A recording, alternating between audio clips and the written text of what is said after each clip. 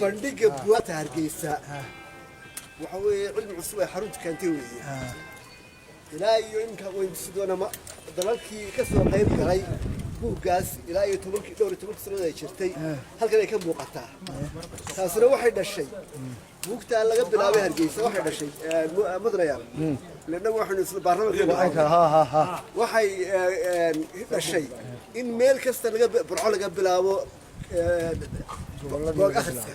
boorama laga bilaabo berbere laga bilaabo laascooda laga bilaabo iyadoo lagu dayanayo mataqaanaa in waxa Hargeysa ka bilaabmay boog akhriska dhalinyarada oo mataqaanaa boogta qoraysa waxa xoog kordhay boog qoristii sanadkan jaamacad imisa boog lagu soo bandhigo ay Soomaalidu qortay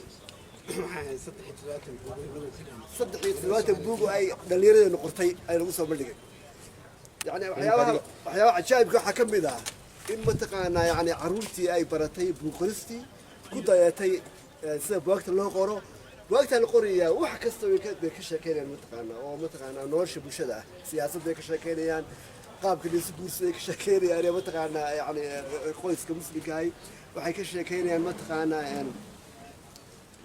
dhaqanka siyaasadda wax kasta jawaarigtay buugta halkaas oo arki doonaa horka oraan socono aan eegno hadaba calamada magaca meeshan xarunta dhaqamada soo xarunta dhaqanka Soomaaliya weeye